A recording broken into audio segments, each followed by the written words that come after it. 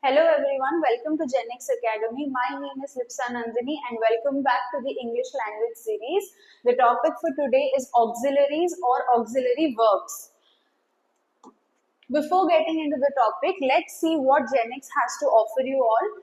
At GenX, we provide courses for all the competitive exams including railway, banking, SSC, OPSC, OSSC and OSSC exams. There are various facilities involved as well, which include a merit-based scholarship, experienced faculties from Bhubaneswar and Kolkata, access to a free library and also demo classes available for you all. And the new batch starts from 25th October 2024. So come join us and hurry up for your better future. Let's start with the topic now, auxiliaries.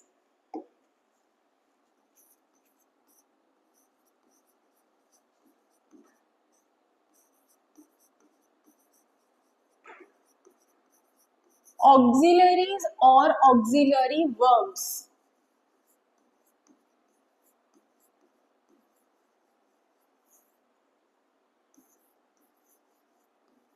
So what do you understand by auxiliary verbs?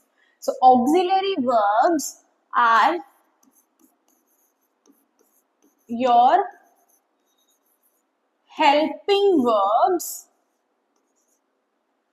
or they may be used either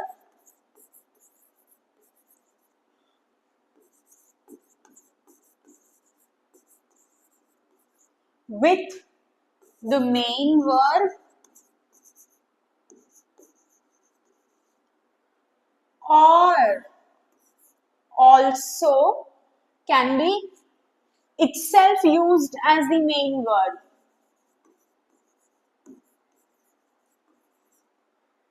So an auxiliary verb can either be used as the entire main verb in a sentence or can be used with the main verb as a helping verb. So, what are the use of such helping verbs? What do they help in?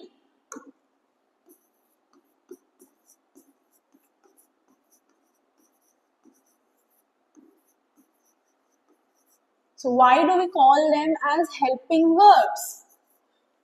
Because they help the main verb to form moods,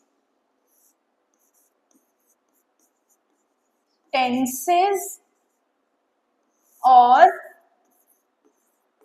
voices of the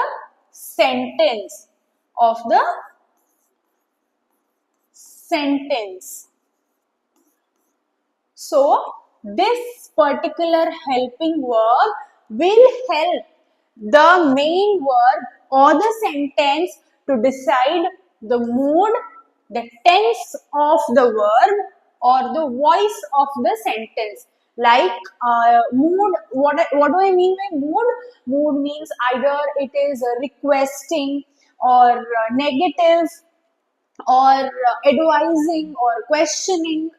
And tenses, obviously, either the verb is in past tense or future tense or present tense. And voices, so what do we mean by voices? Means either it's in active or passive voice. This can be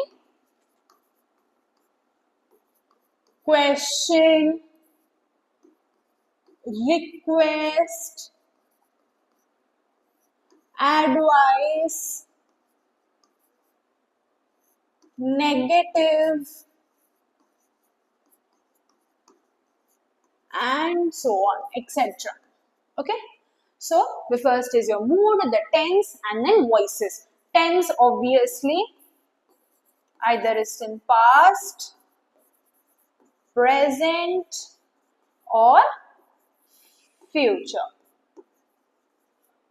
These are the three aspects in which your helping verb will actually help a sentence or the main verb.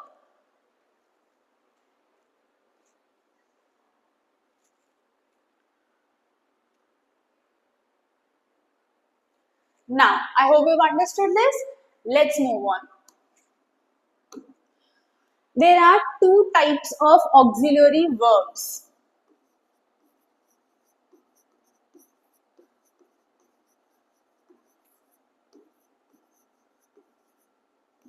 So, first is the primary one. The second is a modal verb.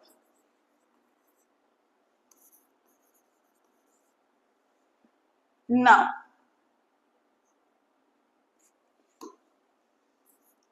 let me write this properly. Okay.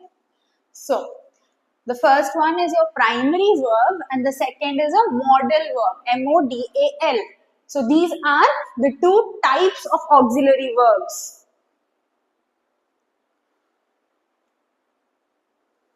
Now, what is a primary verb or primary auxiliary verb? Now, a primary verb is something which can be used as the main verb itself in a sentence. Like I said, that either it can be a helping verb or also can be used as the main verb. So, primary verb is a verb which can be used as the main verb itself. And what does it decide? It decides the tense, the voice, mainly the tense and the voice of a sentence. The primary verb will mainly decide the tense and the voice. So, tense again either is in past or present or future tense, and voice either it's an active or passive voice, or these will also help you convert an active voice into a passive voice sentence. Now, so what are modal verbs? Modal verbs are the helping verbs. Modal verbs are the helping verbs which mainly will help the main verb to decide the mood of the sentence. We read about three aspects: the mood, tense and voice. It will also in a sense help to decide the tense. So the tense thing will also come, but mainly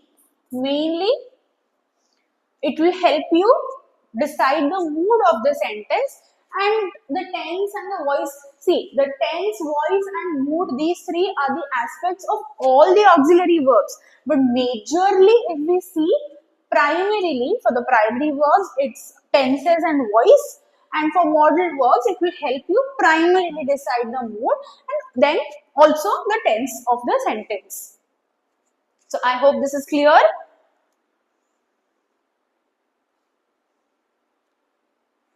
Now, let's see what all are your primary verbs. There are three types of primary verbs. The first, be. Now, what do I mean when I say be?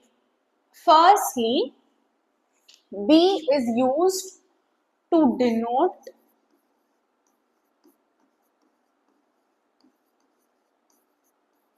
a continuous tense of a verb. Continuous tense, now continuous of a past, present, future, and also be can be, like there are certain words which can be replaced with be, or be denotes multiple words which may be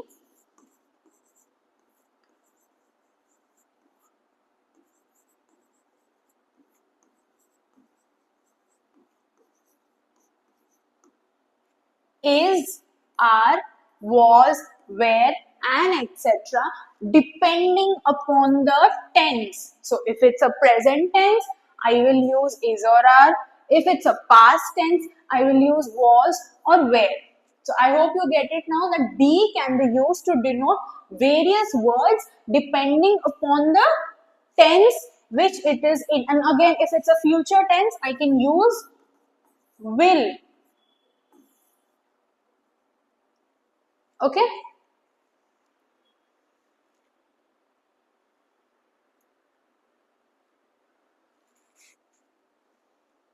Now, again, the first purpose of be is to denote the continuous tense, either it's present continuous, past continuous, or anything. There is a second purpose for using be, which is converting an active voice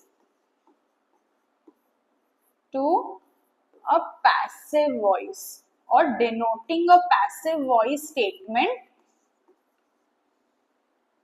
Be will be used for these two purposes. The first is your continuous tense and the second is passive voice.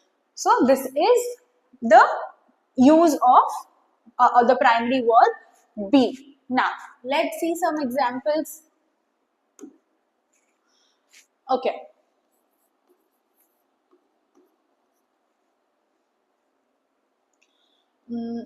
She is running. Again, which tense is this sentence in? There is verb plus ing.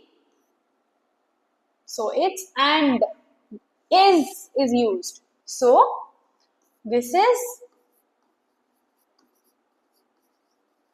present continuous. So I told you be is used to denote continuous tenses. So this denotes present continuous and is a part of be. So this is a part of be. And if I would have to use the same sentence in past tense or past continuous tense, I would have written she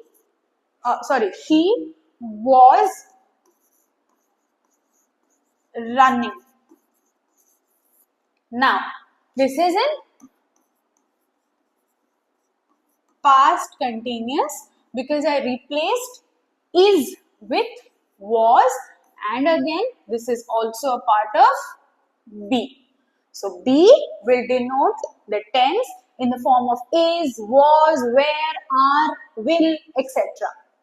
Now, this was the example for denoting the continuous tense as a part of be. Now, let's see another example which will denote your voice.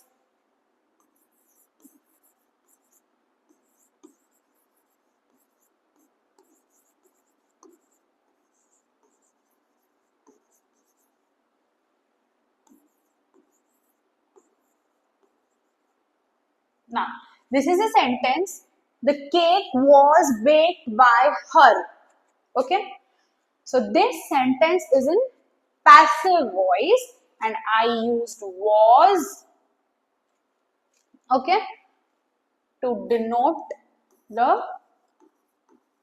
passive voice of the sentence. What would have been the active voice?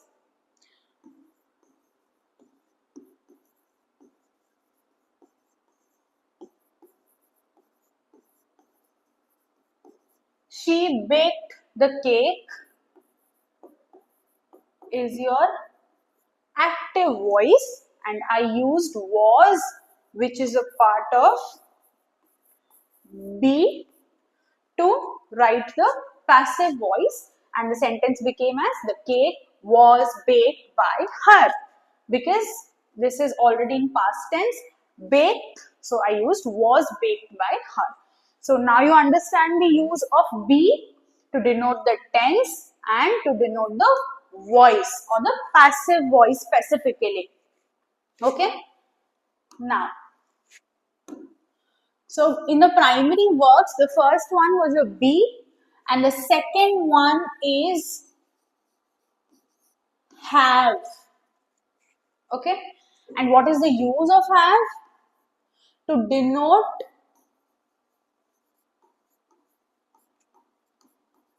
perfect tenses. We have seen in the tenses class that we use have, has, had to denote perfect tenses along with the past participle form of the verb. So, I may use has, I may use have, or I may use had if it's a past tense to denote the perfect tenses.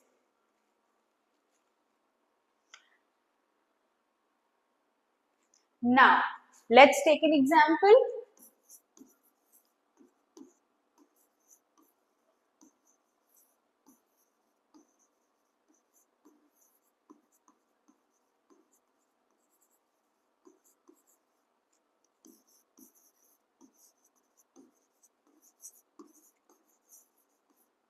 They have finished their work.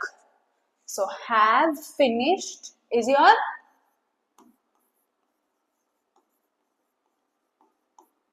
present perfect. And see, why do we call it as a primary verb? Because this entire thing will decide your tense. So, have plays the main role here in deciding the tense of the sentence. That's why I said it's not a helping verb here, it's a primary verb here which decides the tense of the sentence. Likewise, when we were reading examples for the word be, when we saw that was or is or used, she is running or she was running, so that word also decided the tense of the sentence directly. So we call them as primary verbs.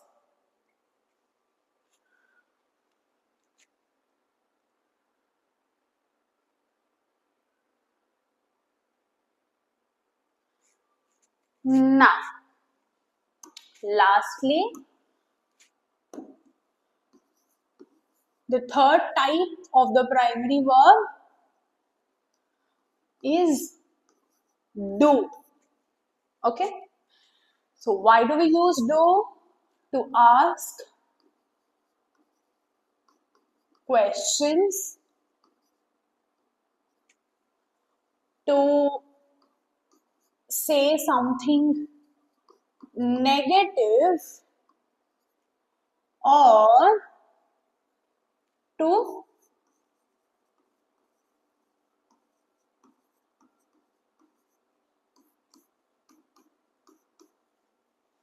emphasize something in a particular statement. So question, negative and emphasis. So do will help you convey or denote these particular things in a statement. Now, obviously, do will include the singular form, the plural form, which is your do again, does, do, and the past is did. Okay?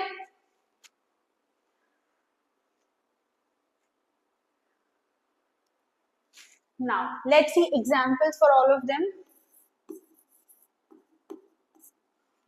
First is a question. If I ask you, did you understand?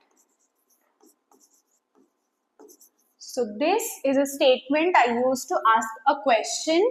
So do or the past form of do, which is did, is used as a part of the question or used to ask a question here.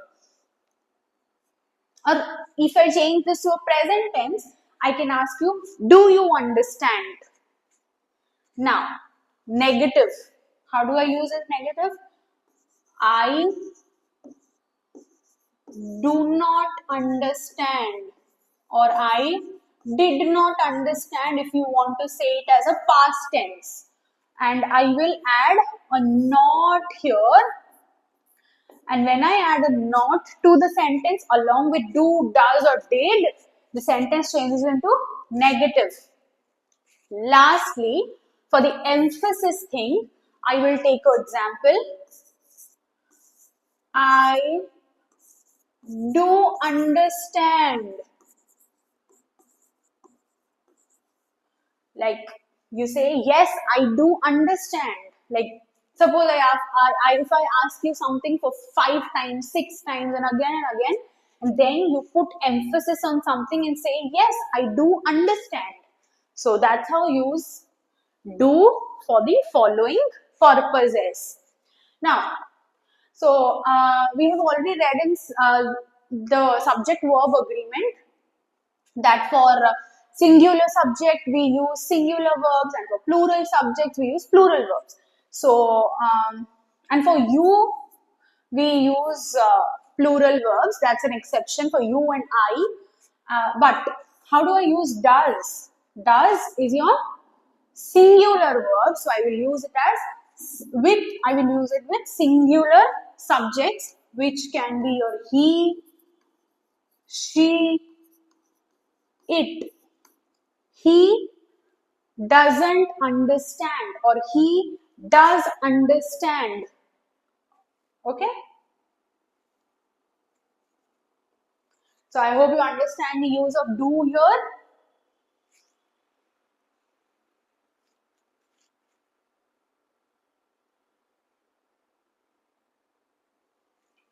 Okay?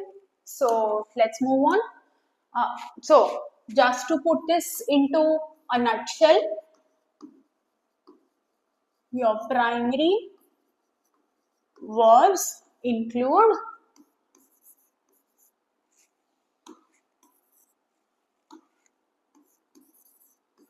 be, have, and do. These are your primary auxiliary verbs. Now, let's move on to the helping verbs or the modal verbs.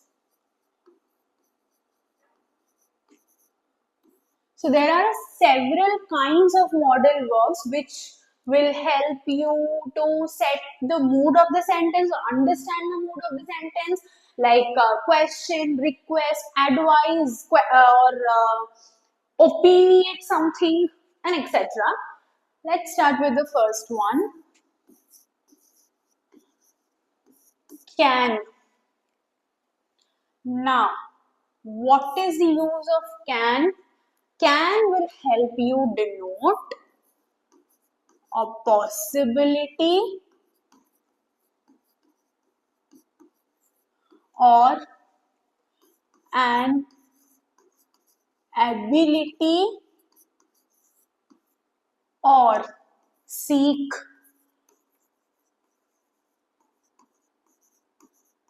permission for something.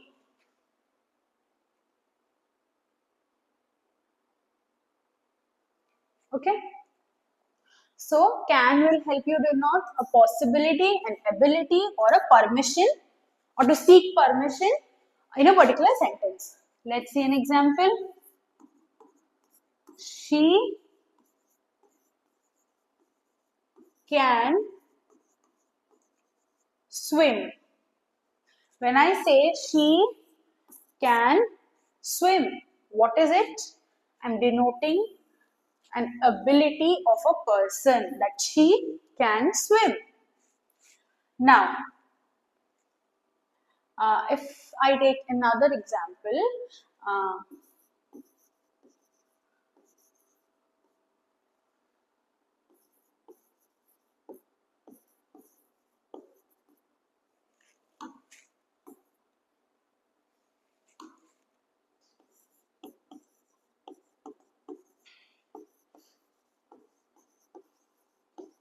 if I ask, can I eat this chocolate?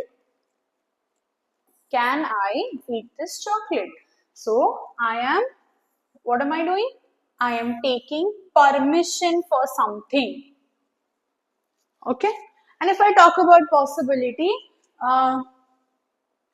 something can happen or this can be done. I think this can be done instead of that. So that's a possibility that I'm speaking of. So can will be used to denote a possibility, an ability and permission in any sentence. You can take a note of it.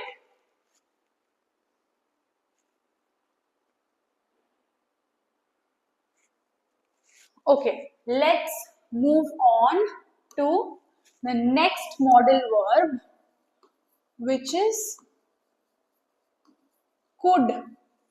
Now, after can, we see there's could. So, what is could used for? To denote a past ability or to request. Past ability, see, in can we saw that we denoted an ability of a person or anything. Now in could we are denoting a past ability, and what are we doing else? That we're requesting something. Like for example,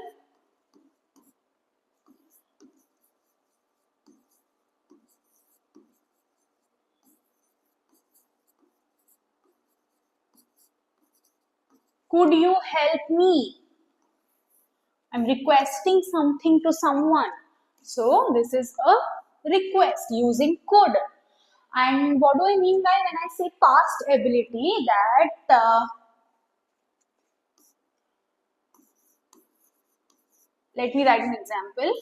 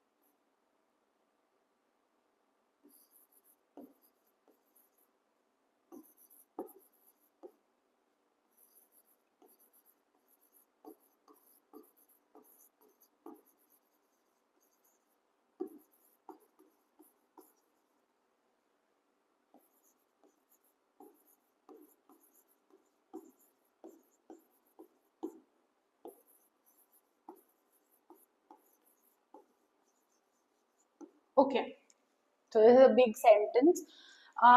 The example says she could have completed her degree with distinction if she had not been injured with an accident last year. She could have completed her degree with distinction if she had not been injured with an accident last year. So this is the past ability we are talking about, that if something would not have happened or if something would not have changed, then something might have happened, or some person might have done something with a different ability. So this is how you denote a past ability or request using could.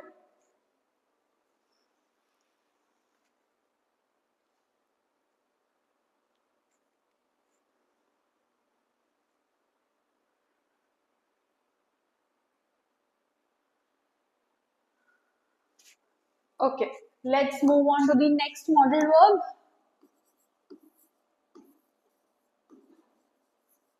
May. M-A-Y, may. Simply, why do we use may? To ask for permission or to denote a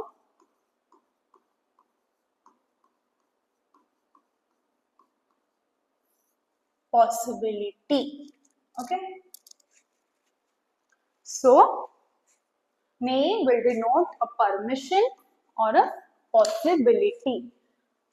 Now, for permission, let's take the obvious example.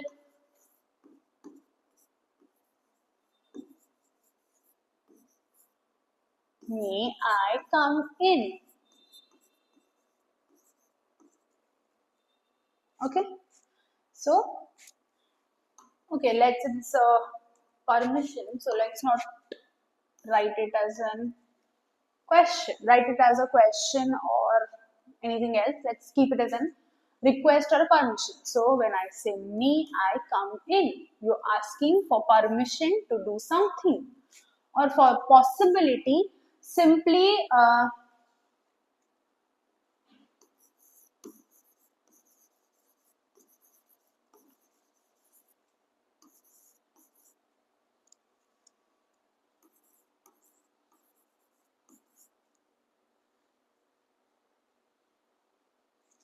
okay, no, not this.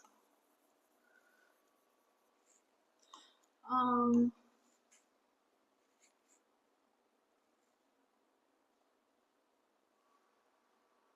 mm, let's say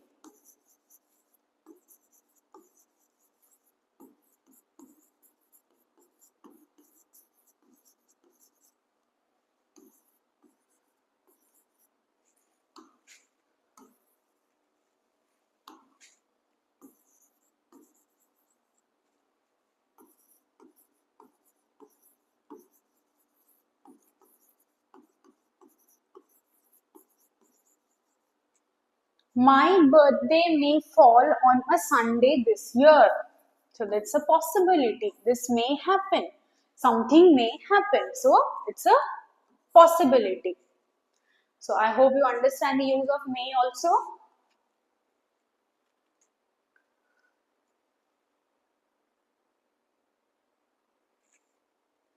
Let's move on to the next one.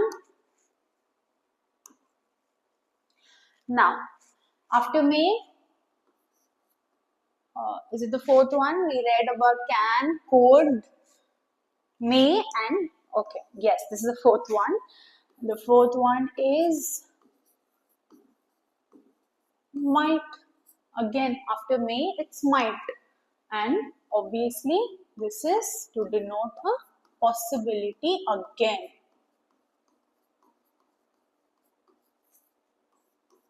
Okay.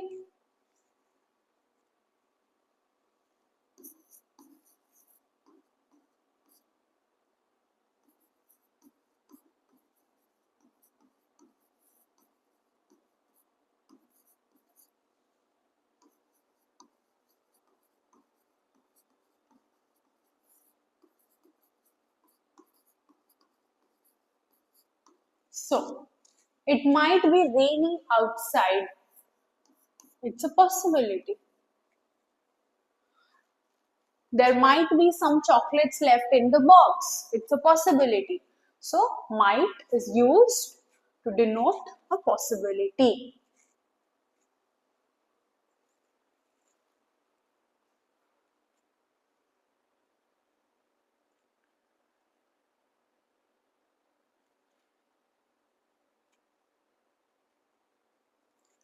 Next.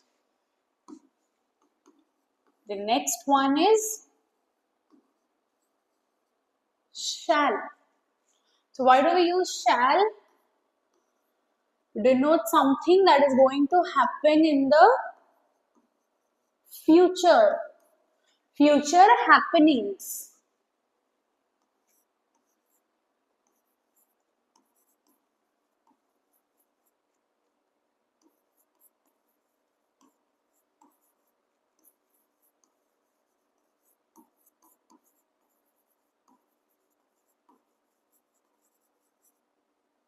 So, I shall take a leave tomorrow. That I'm going to take a leave tomorrow. This is to denote your future tense simply. So, shall is used to denote something that is going to happen in the future.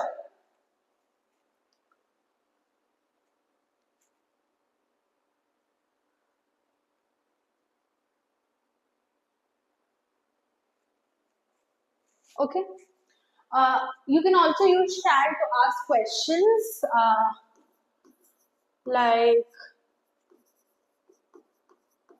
questions with future intentions.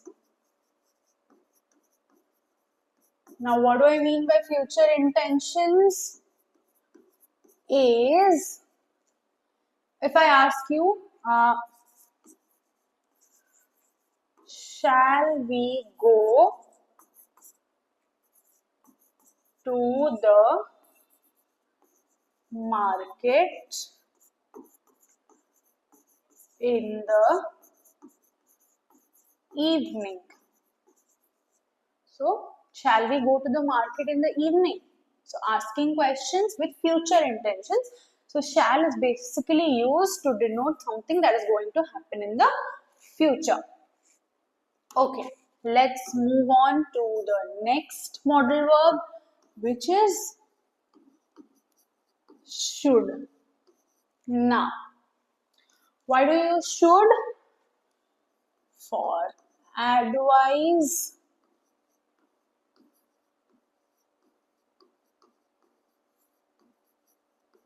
obligation,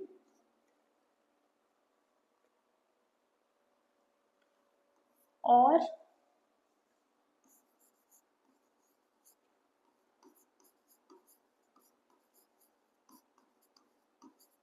expectation, or might even opinion.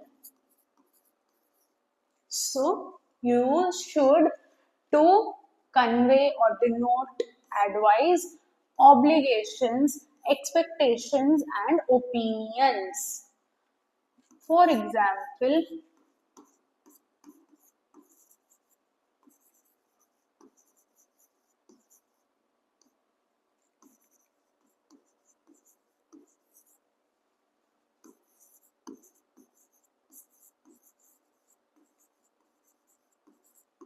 you should study for exams. So this is a basic advice, or even you can call it as an expectation that your exams are coming up, so you should study now. So this is how you use should.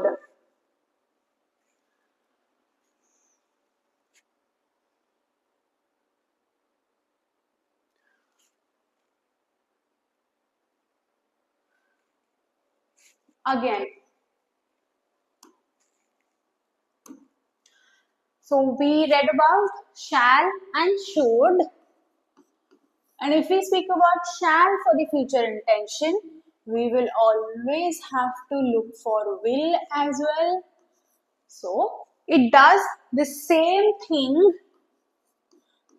like denote the future happenings or future intentions as shall does. But the difference is, obviously, that shall is used for I and we, and will is used for rest, all of them, like the second person, third person, and for I and we use shall. So, simply,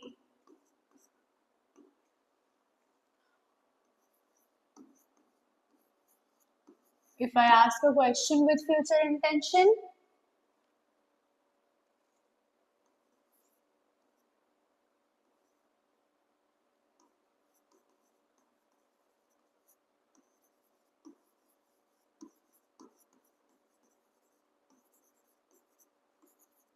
will you go to the mall with me?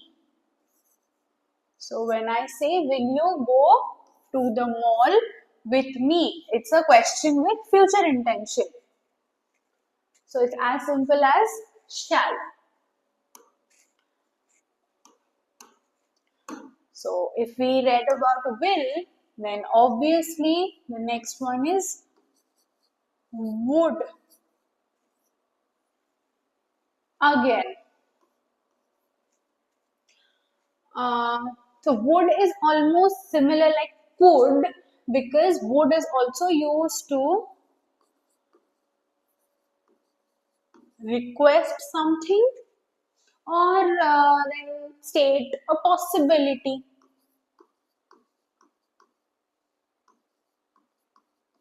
Future possibility maybe.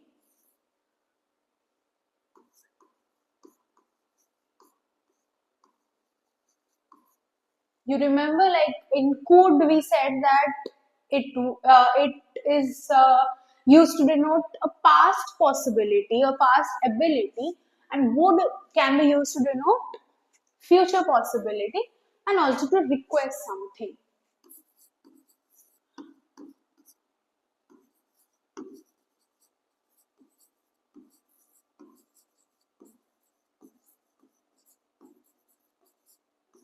Would you help me to request something? Or I would say something would happen in the future. If I use would in that sense to denote that something is going to happen in the future, then it would denote a future possibility. So this is how you use would.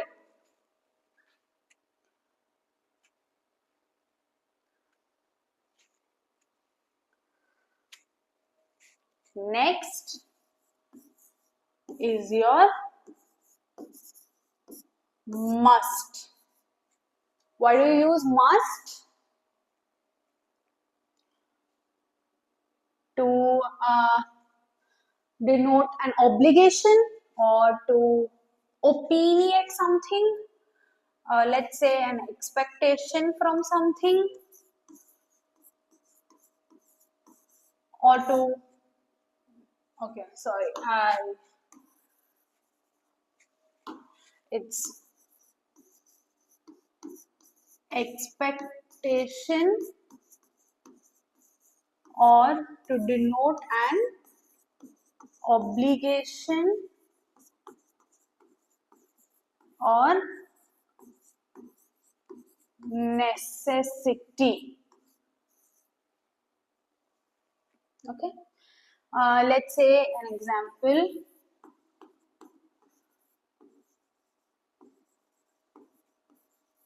You must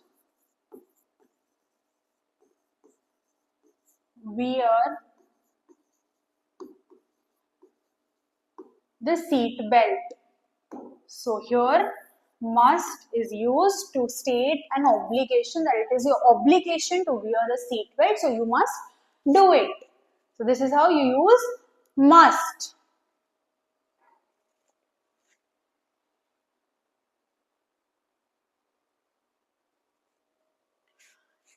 And the next and the last one,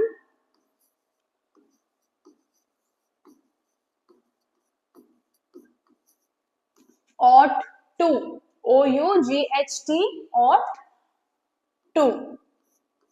So this is similar to should, like this is how we use as should is used, and it is used to denote an advice or again expectation. Okay, for example,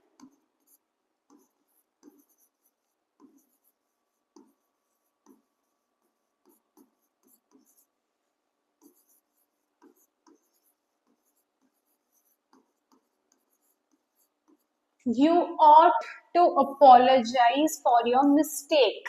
So it's like you should apologize for your mistake. So if I give you a sentence saying that you should apologize for your mistake and I tell you to rewrite it using ought to, so it becomes you ought to apologize for your mistake.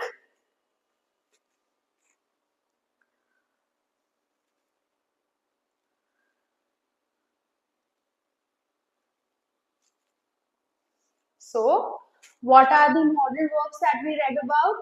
Can, could, may, might, will, would, shall, should, ought to, and what am I leaving behind? Can, could, may, might. Okay, so I think that's it.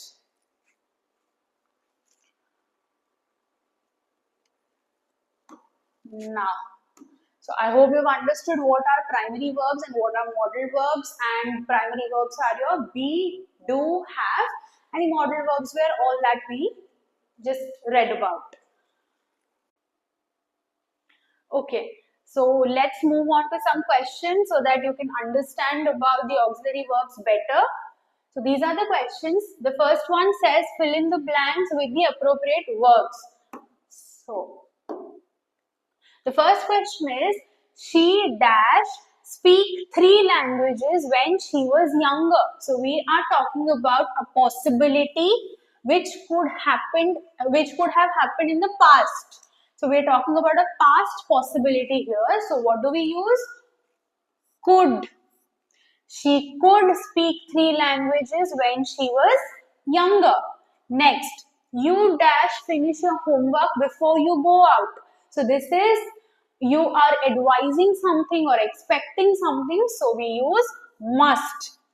You must finish your homework before you go out. Next, dash I borrow your pen. I have used the word borrow here, which means I'm requesting something. So, may I borrow your pen?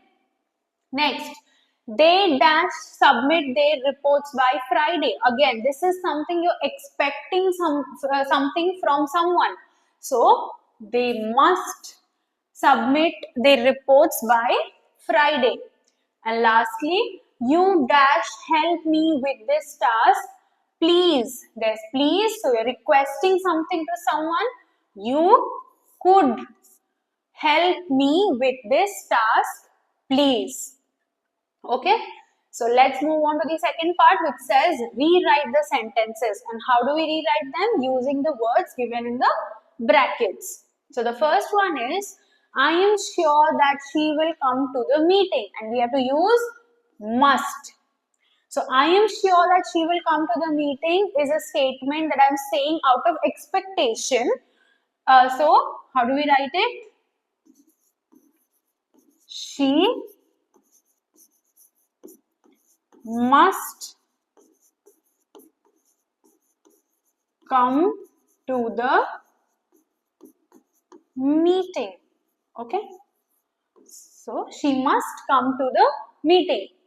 Next, it is possible that they will be late, and we have to use might. So we are referring to a future possibility here. So it is possible that they will be late. They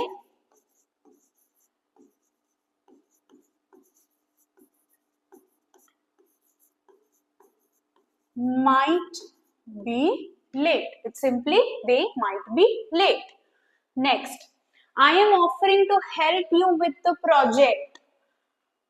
So this is an offer to help, and how do we say it? I would help you with the project. I would help you with the project. Next, it is necessary to finish the assignment before the deadline. You have to use must. So it's a necessity, and how do you say it? I will have to write it here as there is no space. So it is necessary to finish the assignment before the deadline, and we will write it as the assignment